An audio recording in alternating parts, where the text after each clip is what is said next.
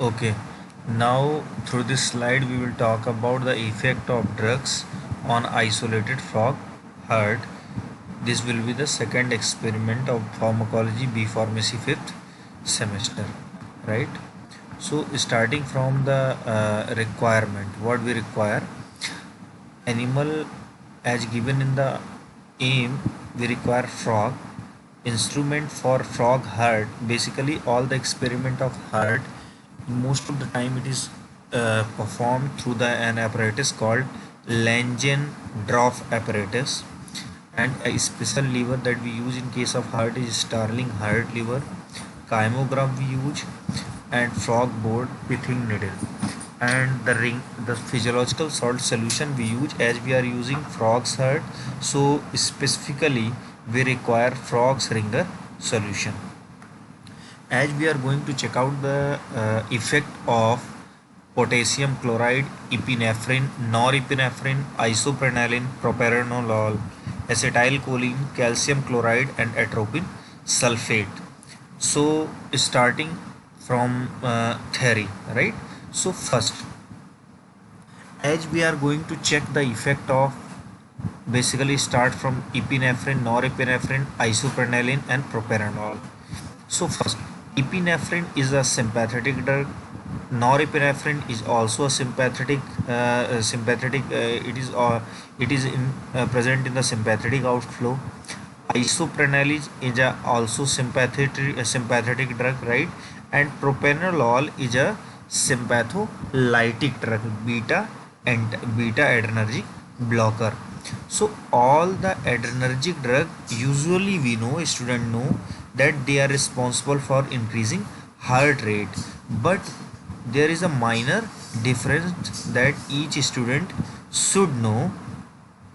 The difference is that the like here, many drugs acting on the heart, and adrenergic and cholinergic drug produce opposite effect, right? Adrenergic increases the heart rate while cholinergic decreases the heart rate. These drugs act through respective receptors, like adrenergic works through alpha and beta receptor, while cholinergic works through muscarinic and nicotinic receptors. Some drug acts directly on the heart. This experiment demonstrates the effect of few drug, agonist, antagonist, calcium and potassium. Basically calcium का sense यहाँ पे calcium chloride का है, और potassium का sense potassium chloride से है on the isolated frog heart. So as we know, the adrenaline affects produces its effect through alpha 1, alpha 2, beta 1, and beta 2, while weak beta action, this is beta, this is a typing error, so this is beta 2, and weak beta 3 action, while noradrenaline acts on alpha 1, alpha 2, beta 1, but it does not act over the beta 2 receptor, and it works through beta 3 receptor. And isoprenaline does not work through alpha receptor, they only works through beta receptor. The important thing that a student must know, the thing is that the adrenaline strongly through beta 2 receptor, it produces vasodilatation, right?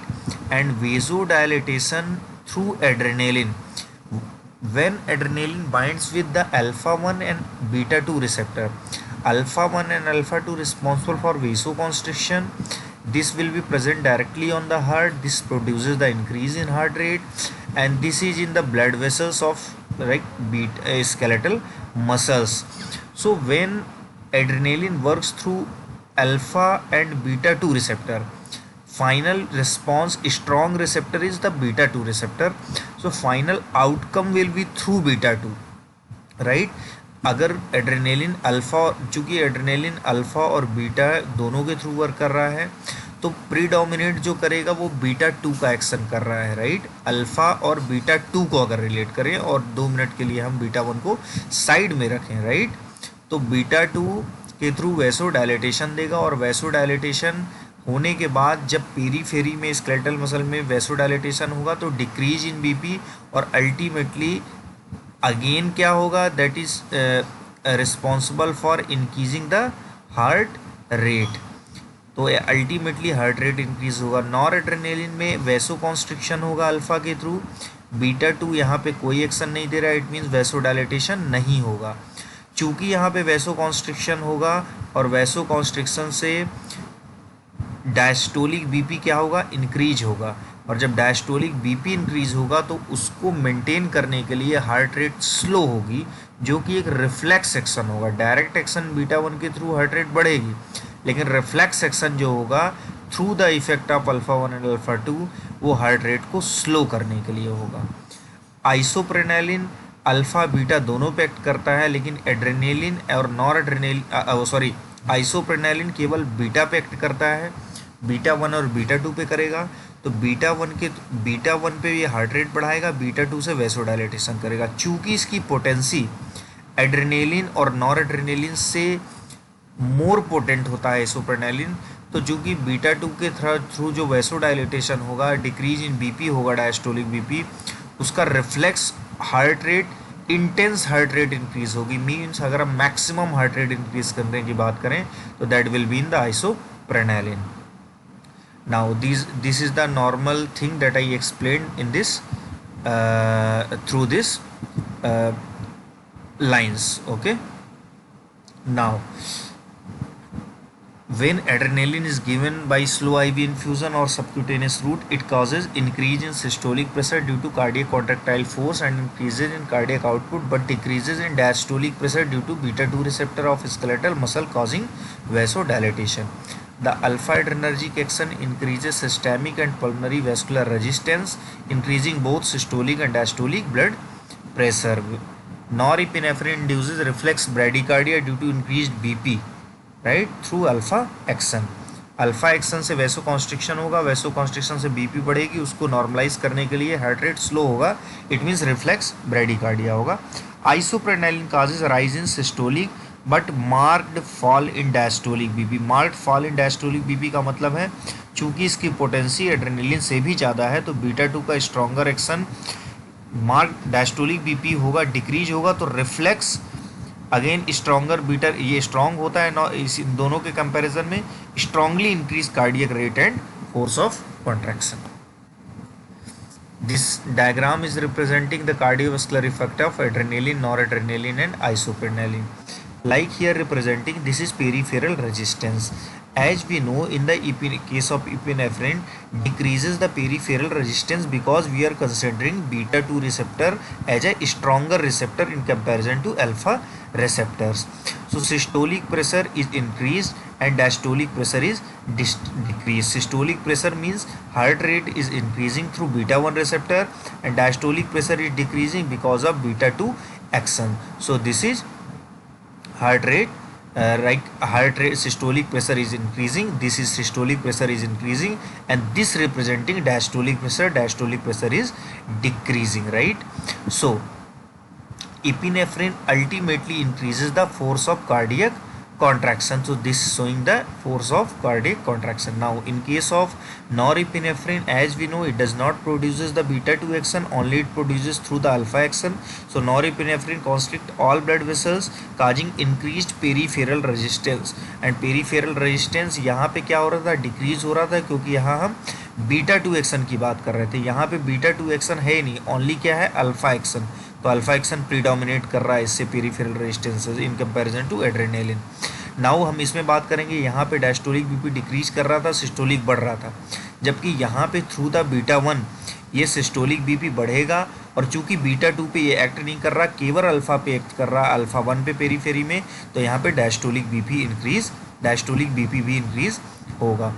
अब pulse rate की बात करें तो चूंकि यहाँ पे दोनों diastolic BP भी जो है बढ़ रहा है, और तो इसको मैनेज करने के लिए हार्ट रेट स्लो होगी, तो अल्टीमेटली रिफ्लेक्स क्या होगा, यहाँ पे ब्रेडिकार्डिया और रिफ्लेक्स डाउनवर्ड हो गया इसका हार्ट रेट। आइसोप्रेनालिन की अगर हम बात करें तो चूंकि isoproterenol causes significant decrease in peripheral resistance, क्योंकि अल्फा में इसका कोई एक्शन नहीं है, बीटा 2 पे एड्रेनालिन और नॉरएड्रेनालिन के कंपैरिजन में स्ट्रॉन्गर एक्शन है, इसीलिए यहाँ पे आप चेक कर सकते हो कि इसके कंपैरिजन में यहाँ पे स्ट्रॉन्गर एक्शन आ रहा है, राइट। यहाँ पर अगर बात करें सिस्टोलिक बीपी यहाँ पे इंक्रीज हो रहा है, जबकि डायस्टोलिक बीपी प्रोलॉन्ग, सबसे ज़्यादा डायस्टोलिक बीपी यहाँ पे डाउन जा रहा है। तो डायस्टोलिक यहाँ पे isoproterenol causes markedly decrease in diastolic pressure with moderately increase in systolic pressure. तो अल्टीमेटली यहाँ पे रिजल्ट क्या निकल रहा है हमको, isoproterenol causes vasodilatation but strongly increases cardiac and force and rate. So इस डायग्राम से आप इसको बेटर अंडरस्टैंडिंग आप बना सकते हैं इन तीनों के डिफरेंस में, जो कि थ्योरेटिकल बेसिस पे आपका क्लियर होना बहुत ज़रूरी है। एसिटाइल कोलिन और एट्रोपिन की बात करें तो एसिटाइल कोलिन चूँकि कोलिनर्जिक ड्रग है, और cholinergic drug it means parasympathomimetic drug. Heart में M2 रिसेप्टर होता है, और M2 रिसेप्टर जो है ये क्या करता है, M2 receptor slow depolarization, rate of depolarization कर देता है। इसमें जो है इनहिबिटरी प्रोटीन होती है, और जिसकी वजह से हार्ट रेट हमारा स्लो हो जाता है। जबकि अगर हम इसको एंटागोनाइज कर दें एट्रोपिन की वजह से, इन रिसेप्टर का इफेक्ट कम कर दें, इन रिसेप्टर के थ्रू एसिटाइल कोलिन का इफेक्ट, तो हार्ट रेट इंक्रीज हो जाती है, जैसा कि एट्रोपिन का फंक्शन होता है, right. Propranolol blocking effect of adrenaline on the heart, so it decreases the heart rate.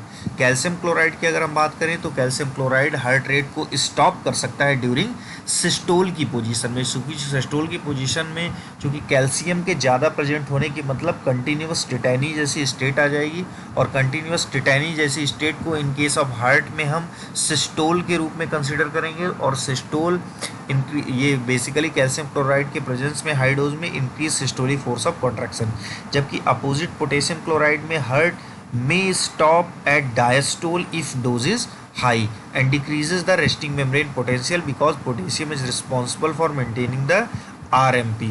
If the potassium level will be high then the RMP और भी डाउनवर्ड जा सकता है और नेगेटिविटी की तरफ जा सकता है, और जितना सेल नेगेटिव डिफरेंस की तरफ जाएगी उसकी एक्साइटेबिलिटी की चांसेस और कम होते जाएंगे। इट मीन्स हम बोल सकते हैं कि फाइबर इनएक्साइटेबल होता जाएगा, right. So now what parameter in this experiment we will talk about? Heart rate, force of contraction and tone. Heart rate सारे बच्चों का डाउट क्लियर होगा कि आपका लीवर जो वो लेंजेंड्रॉफ का बेसिकली जो लीवर है वो कितनी बार number times lever come down per minute जो होता है उसको हार्ट रेट बोलते हैं। फोर्स ऑफ कंट्रैक्शन क्या है? It is calculated by observing the height of amplitude. Amplitude means इस तरीके का जो एम्पलीट्यूड बन रहा, तो ओवरऑल जो हाइट होगी उसकी उसको बोलेंगे फोर्स ऑफ कंट्रैक्शन। अगर हाइट ज़्यादा होगी तो फोर्स ऑफ कंट्रैक्शन ज़्यादा होगा, right. Up going lever indicate diastole while down going liver indicate systole. Tone, it is state of partial contraction of muscle at rest, right? So this is denoted by baseline of the curve. A rise in the baseline indicated increase in tone. So student must know how we will observe the heart rate, force of contraction and tone.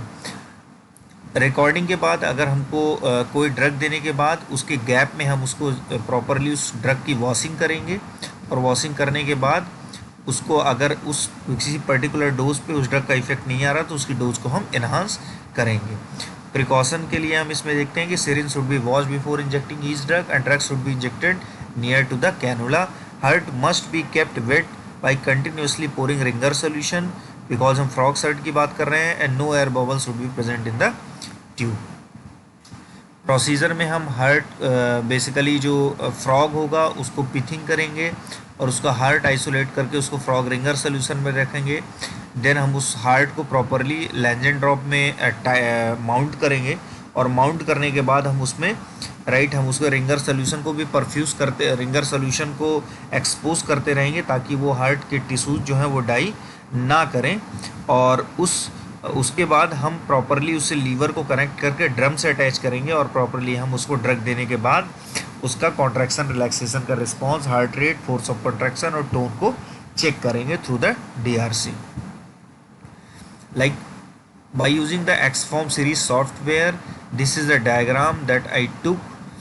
Like in the case of epinephrine, the basal heart rate means basal heart rate अगर कहीं पे है it means normal resting case में, normal resting case में heart rate थी 65, जबकि adrenaline या epinephrine देने के बाद हो गई 75। It means it is increasing the heart rate. In same way like norepinephrine, normal heart rate 68 थी, after norepinephrine heart rate become 64, जबकि यहाँ पे एड्रेनलिन में बढ़ रही है और नॉरएपिनेफ्रिन में कम हो रही है। तो ऑलरेडी इसको हम लोग डिस्कस कर चुके हैं, क्योंकि नॉर एड्रेनालिन का कोई बीटा 2 एक्शन नहीं होता, राइट। बीटा 2 एक्शन ना होने की वजह से ओनली अल्फा एक्शन होता है। अल्फा एक्शन वैसोकॉन्स्ट्रिक्शन करता है, वैसोकॉन्स्ट्रिक्शन से बीपी डायस्टोलिक बीपी बढ़ता है, और डायस्टोलिक बीपी को मेंटेन करने के लिए हार्ट रेट स्लो हो जाती है, इसलिए यहाँ पे हार्ट रेट हमारी स्लो है। आइसोप्रेनालिन में बेसिकली ये स्ट्रॉन्गर बीटा एक्शन होता है, इस वजह से यहाँ इसके कंपैरिजन में भी सबसे ज़्यादा है। Calcium chloride Titanic state cause करेगा, इंस्टेंट सिस्टोलिक पोज में डिपोलराइज कर देगा, हार्ट रेट स्टॉप हो जाएगी, राइट। नेक्स्ट अगर हम बात करें प्रोपेरेनॉल, तो चूंकि ये बीटा ब्लॉकर की तरह काम करता है, हार्ट रेट को स्लो कर देगा, हार्ट रेट को 67 से इसने 48 कर दिया। पोटेशियम क्लोराइड अगेन स्लो कर देगा, बट रीपोलराइजिंग स्टेट में करेगा, इसलिए डाउनवर्ड दिखाया गया है, राइट, कि इसकी भी हार्ट रेट 1 हो जाएगी। एट्रोपिन की बात करें, चूंकि एट्रोपिन हार्ट रेट को इंक्रीज करता है, तो अप्रॉक्सीमेटली बहुत प्रोमिनेंट इफेक्ट नहीं होता, तो इसका 67 से इन कंपेरिजन टू केवल 3 बीट बढ़ी है और 70 दिखाया गया है यहाँ पे। और जबकि हम एसिटाइल कोलिन की बात करें तो हार्ट रेट यहाँ की एसिटाइल कोलिन हार्ट रेट को कम करता है, इट मीन 66 से इसने 39 कर ली, राइट। ऑब्जर्वेशन में इस तरह आपको ऑब्जर्वेशन टावल बनानी पड़ेगी, जिसमें drugs, heart rate, amplitude and tone को डिस्कस करना पड़ेगा। And depending on this graph, जैसा कि मैंने आपको यहाँ पे समझा रखा है कि कहाँ पे किसकी टोन इंक्रीज हो रही है, एम्पलीट्यूड बढ़ रहा है, तो आप इसको यहाँ से बाय रीडिंग आपको इसमें अपने प्रैक्टिकल फाइल में मेंटेन करेगा। और एक बार like basal heart rate in between 65 to 68 है in all the cases. Final question answer है कि list cardiac stimulant and depressant, these are the various question that student must know all the question of this, all the answer of these questions. So this is the references where from where I took all the information. Thank you very much.